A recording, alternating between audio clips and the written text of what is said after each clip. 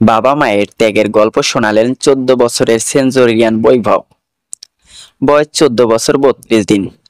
এই বয়সে আইপিএলে 35 বলে সেঞ্চুরি হাঁকিয়েছেন ভারতের বিস্ময় বালক বৈভব সূর্যবংশী। গুজরাট টাইটানিক্সের 210 রানে তাড়া করতে নেমে রাজস্থান রয়্যালসের হয়ে 38 বলে 101 রান করে আউট হন তিনি। এই এক ইনিংসের রেকর্ডে বন্যা বইয়ে দিয়েছেন এই তরুণ ব্যাটার। বৈভবের বিধ্বংসী ব্যাটিংয়ে ভর করে 8 উইকেটে জয় পায় রাজস্থান। সেই সঙ্গে ম্যাচ সেরা হন তিনি। ব্যাট হাতে যতটা সাবলীল, মাইক্রোফোন হাতে ঠিক ততটাই লাজুক বৈভব। বৈভবকে নিয়ে আলোচনার সময় বারবার এসেছে তার বাবার প্রসঙ্গেও। ছেলেটাকে ক্রিকেটার বানানোর লড়াইয়ে অনেক ত্যাগ করেছেন বৈভবের বাবা।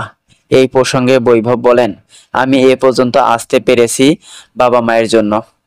ভোরে আমার অনুশীলনে যেতে হবে, এজন্য মা রাত 2টায় ঘুম থেকে উঠে যেতেন। 2-1 ঘন্টা ঘুমাতেন, উঠে আমার জন্য খাবার বানাতেন। বাবা কাজ ছেড়ে দিয়েছিলেন আমার জন্য, বড় ভাই সেটা সামলাতেন।